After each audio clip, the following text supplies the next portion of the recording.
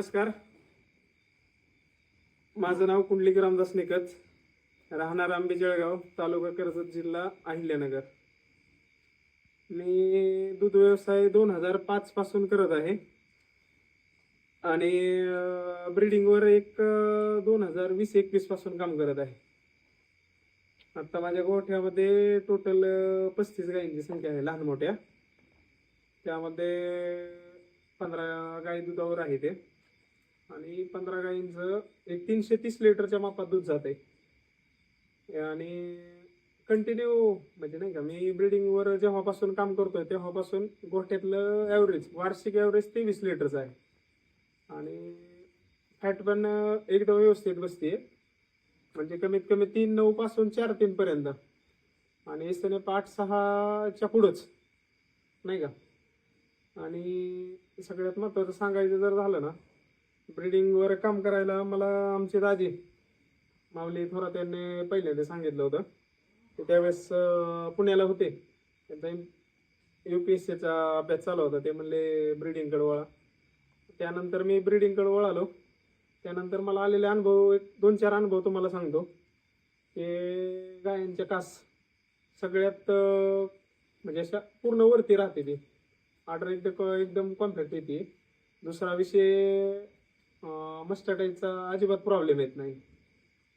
आणि तिसरा विषय म्हणजे आहे ना, पहिले काय कसं लोकल गाय आमच्याकडे ज्यावेळेस होत्या त्यावेळेस 40 लिटरपर्यंत दूध आम्ही काढलेलं.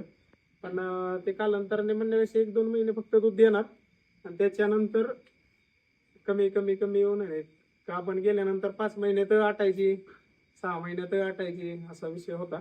ते ॲव्हरेज दूध काही निघत नव्हतं. जेव्हा मी ब्रीडिंगवर काम करायला लागलो त्यावेळेस असं जाणवलं की आमच्या पहिल्या जनरेशनला ज्या गाय दुधात आल्या ना, त्यांनी दूध 30 लिटरपर्यंत दिलं. 30-31-32 पर्यंत आरामात दूध दिलं. पण एवढं टिकून की गाभ गेल्यानंतर 4-4 महिने, 5-5 महिने गाभ गेल्यानंतर आहे तेवढीच लेवल, एखादा 2 लिटर किंवा 3 लिटर कमी आल्या. म्हणजे बाबा एक 32-33 वर होत्या त्या, साधारण कमीत कमी 28+ तर नक्की देते ते.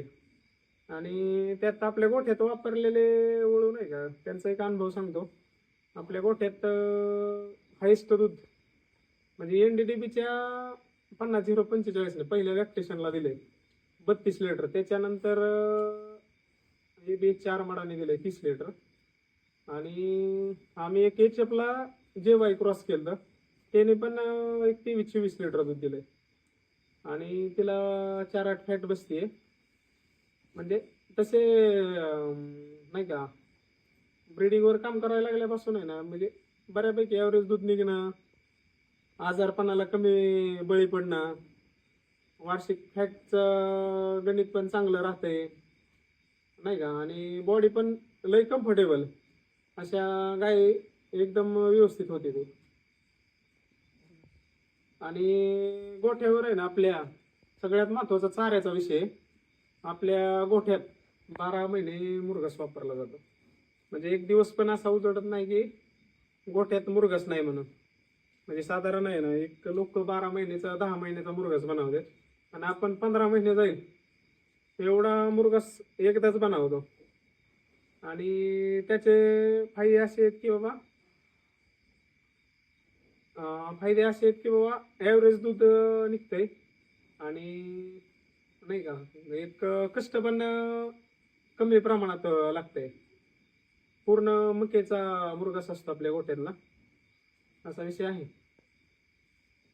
दाण्याला चिक वगैरे पूर्ण क्रश झाल्यानंतर